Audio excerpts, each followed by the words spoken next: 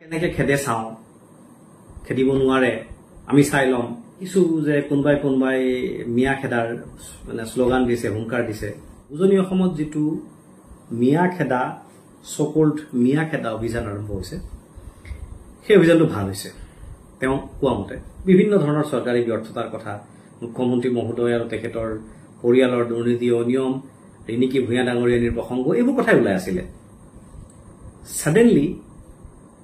মিয়া আহি গ'ল আৰু সেই প্ৰসংগটো নাইকিয়া হৈ গ'ল আজি 25 আগষ্ট এতিয়া ৰাতি 10টা মান বাজিছে মই জিএমচি লৈ গৈছিলো জিএমচিএইচ গুৱাহাটী চিকিৎসা মহাবিদ্যালয় হাস্পতাললৈ গৈছিলো মোৰ এগৰাকী পেশেন্ট আছে চাবলৈ গৈছিলো খবৰ কৰিবলৈ গৈছিলো তাৰ পৰা আহি মই বাহিৰে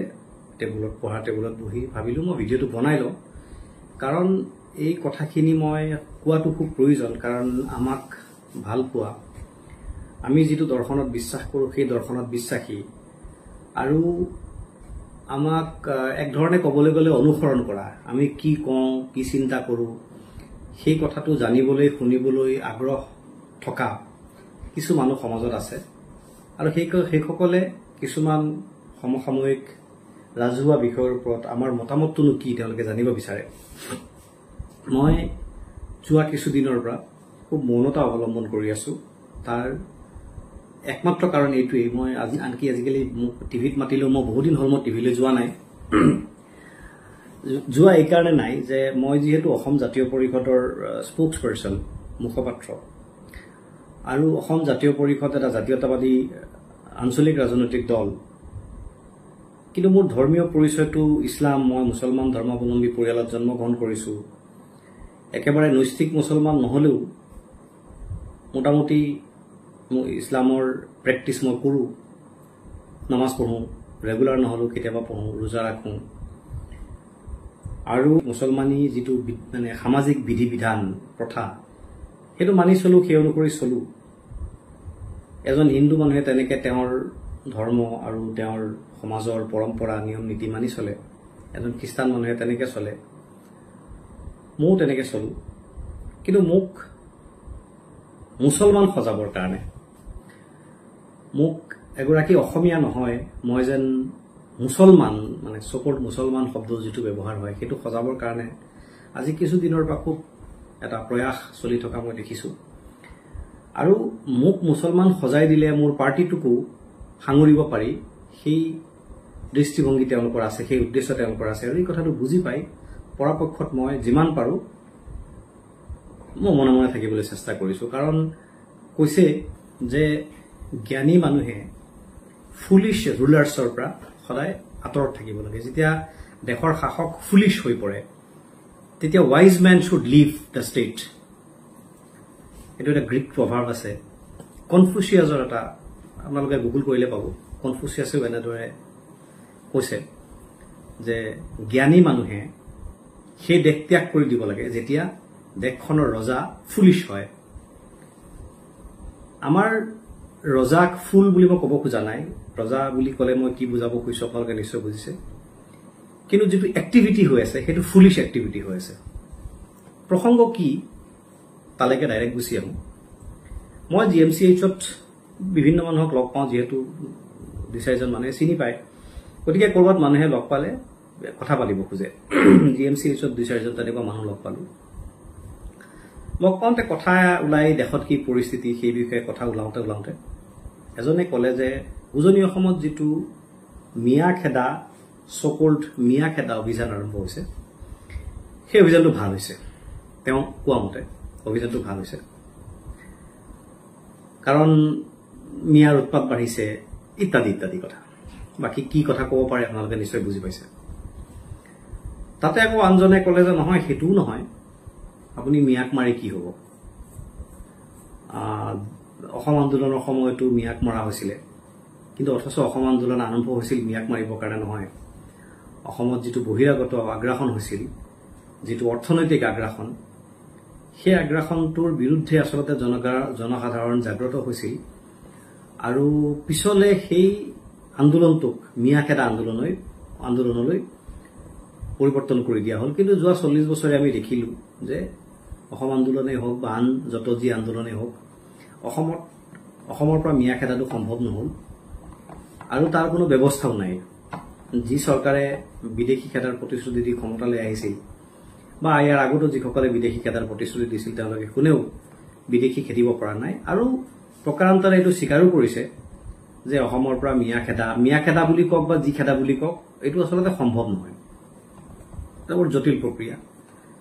একমাত্ৰ চৰকাৰে পাৰে আইন ব্যৱস্থাই পাৰে যে আইনী ব্যৱস্থাৰ জৰিয়তে বিদেশী চিনাক্তকৰণ কৰিব আৰু আইনী প্ৰক্ৰিয়াৰ জৰিয়তে বিদেশী বহিষ্কৰণ কৰিব কিন্তু সেইটো বিজেপি চৰকাৰে কৰা নাই আগৰ চৰকাৰবোৰে কৰা নাছিল এনেকুৱা বিভিন্ন কথা ওলাইছে যিগৰাকীয়ে মিয়া খেদাটোক জাষ্টিফাই কৰিছিল তেখেতৰ কথাৰ প্ৰসংগ টানি মই তেখেত শিৱসাগৰৰ মানুহ আৰু মিয়া খেদাই গোটেই কথাখিনি মূলতঃ শিৱসাগৰতে ওলাইছে শিৱসাগৰৰ লগত মোৰ এটা বৰ আত্মিক সম্পৰ্ক মোৰ শিৱসাগৰত বহুত মানুহ আছে অহা যোৱা হৈ আছে শিৱসাগৰৰ মানুহৰ মন মানসিকতা মই বুজি পাওঁ তেওঁৰ লগত মই কথা পাতিলো তেওঁক মই যিকেইটা কথা কলো বা সেই আলোচনাত যিকেইটা কথা ওলাল মই ভাবিলো সেই কথাকেইটা ৰাজহুৱাকৈ আমি সকলোৱে জনা ভাল আৰু সেই কথাখিনি ইণ্টেলেকচুৱেল ডিসকোৰ্ছত সেইখিনি কথা আলোচনা হোৱা ভাল এইকেইদিন দেখিছো যে কোনোবাই মিয়া খেদাৰ মানে শ্লোগান দিছে হুংকাৰ দিছে আৰু নামনিৰ কিছুমানে মিয়া কেনেকে খেদে চাওঁ খেদিব নোৱাৰে আমি চাই লম এনেকুৱা ধৰণৰ প্ৰতিহুংকাৰো দিছে মই তেওঁক যিখিনি কথা কলো সেই কথাখিনি আপোনালোকক কৈছো মই তেওঁক কলো চাওক আপুনি শিৱসাগৰৰ মানুহ আৰু শিৱসাগৰতে প্ৰথম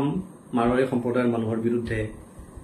জনগোষ্ঠীয় সংগঠনে প্ৰতিবাদ কৰিলে আৰু সেই গোটেই আন্দোলনটো সেই গোটেই মানে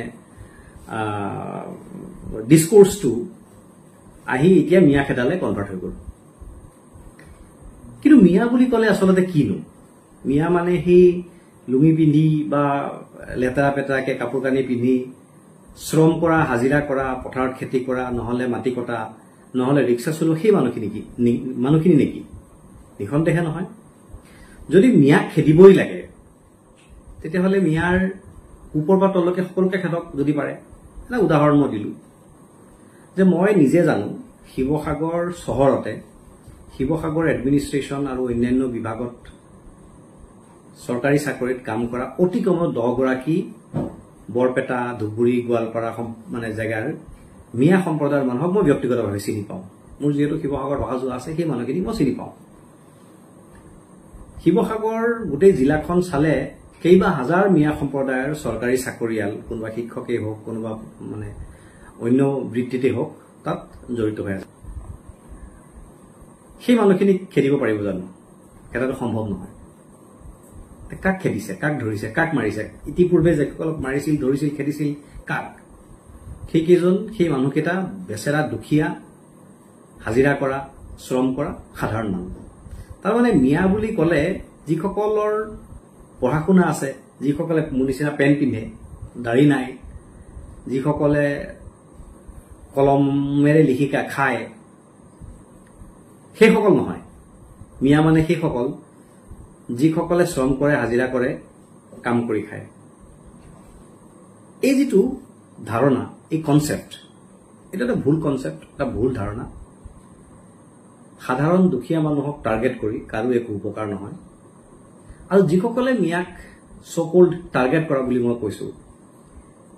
সেইসকলেনো মিয়াক আচলতে কিয় টাৰ্গেট কৰিছে সেইটো বুজিবলৈ নিশ্চয় কাৰো বাকি নাই অকনমান মানে মূৰটো ঘূৰালেই এটো গম পোৱা যায় যে যোৱা এসপ্তাহ আগতে অসমৰ সংবাদ মাধ্যম বা পাব্লিক ডিসকোৰ্সত কি আলোচনা চলি আছিল চৰকাৰৰ ব্যৰ্থতা স্মাৰ্ট মিটাৰৰে চৰকাৰৰ দ্বাৰা মানুহক হাৰাশাস্তি কৰোৱা বা লুণ্ঠন কৰা এনেকুৱা ধৰণৰ কথাবিলাক বিভিন্ন ধৰণৰ চৰকাৰী ব্যৰ্থতাৰ কথা মুখ্যমন্ত্ৰী মহোদয় আৰু তেখেতৰ পৰিয়ালৰ দুৰ্নীতি অনিয়ম ৰিণিকী ভূঞা ডাঙৰীয়ানীৰ প্ৰসংগ এইবোৰ কথাই ওলাই আছিলে সাডেনলি মিয়া আহি গ'ল আৰু সেই প্ৰসংগটো নাইকিয়া হৈ গ'ল আমি অসম জাতীয় পৰিষদে আমি বিচাৰো অতি আন্তৰিকতাৰে বিচাৰো যে অসমৰ পৰা সকলো বিদেশী ধৰ্ম নিৰ্বিশেষে 71ৰ পিছত অহা যেহেতু 71ৰ আগত অহা বিদেশী আমি খেদিব নোৱাৰো সাংবিধানিকভাৱে তেওঁলোকক ৰক্ষণাবেক্ষণ দিয়া হৈছে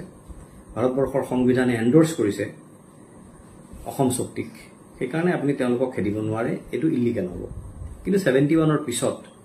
যিসকল অবৈধ নাগৰিক সেইসকলক আমি খেদিব পাৰিম কেনেকৈ আইনী প্ৰক্ৰিয়াৰ জৰিয়তে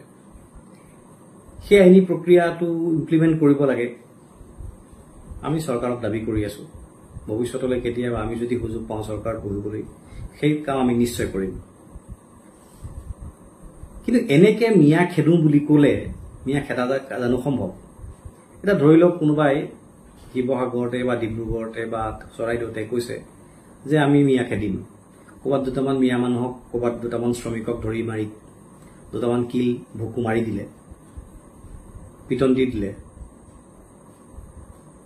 যদি নামনিত যদি বৰাকত তাত উলুটা ৰিপাৰ্কেশন হয় তেতিয়া অসমত সাম্প্ৰদায়িক সংঘৰ্ষ সংঘটিত হোৱাৰ সম্ভাৱনা আছে আৰু এইখিনি কথা মই কোৱা নাই ইতিপূৰ্বে কেইবাগৰাকী বিশিষ্ট ব্যক্তিয়ে কৈছে অখিল গগৈ ডাঙৰীয়াটো ইমানলৈকে কৈছে যে গুজৰাটত 2002 চনত নৰেন্দ্ৰ মোদী ডাঙৰীয়াৰ নেতৃত্বত যেটো সাম্প্ৰদায়িক সংঘৰ্ষ নৰেন্দ্ৰ মোদী ডাঙৰীয়া চৰকাৰৰ নেতৃত্বত শব্দটো ভুল হ'ব পৃষ্ঠপোষকতাত যেটো সাম্প্ৰদায়িক সংঘৰ্ষ হৈছিল আৰু নৰেন্দ্ৰ মোদী ডাঙৰীয়া প্ৰধানমন্ত্ৰী হোৱাৰ পথ সেইদিনাই মানে ৰচিত হৈছিল অসমতো একেই পৰিৱেশৰ সূচনা কৰা হৈছে এটো অখিল গগৈ ডাঙৰীয়াই কৈছে আমি হেতু পৰ্যায়লৈকে ক'ব খোজা নাই কাৰণ কিছুমান কথা পৰাপক্ষত নোকোৱা ভাল মনে মনে থকা ভাল কিন্তু এই যিখিনি কথা মই আপোনালোকক কলো এই কথাখিনি আমি উপলব্ধি কৰা উচিত যিসকলে মিয়া খেদাৰ কথা কৈছে তেওঁলোক কিবা প্ৰকাৰে যিসকলে অসমখনক অশান্ত কৰিব বিচাৰি আছে ধৰি লৈছো গুজৰাটৰ দৰে পৰিৱেশ অসমতো কৰিব খুজিছে বা যিসকলে চৰকাৰী ব্যৰ্থতা ঢাকি অসমত এটা সাম্প্ৰদায়িক পৰিৱেশৰ সূচনা কৰি ৰাজনীতি কৰিব খুজিছে তেওঁলোকৰ দ্বাৰা ব্যৱহাৰ হৈছে নেকি বাৰু এই কথাটো আমি বুজা উচিত দ্বিতীয় যেটো কথা কোৱাটো মই গুৰুত্বপূৰ্ণ বুলি ভাবিছো প্ৰয়োজন বুলি ভাবিছো সেইটো হ'ল নামনিয়ে হওক মধ্য অসমে হওক বৰাকেই হওক বা অন্য অঞ্চলেই হওক মিয়া বা অনামিয়া যোনেই নহওক মুঠতে এই যে মিয়া খেদা আন্দোলনৰ বিৰোধী যিসকল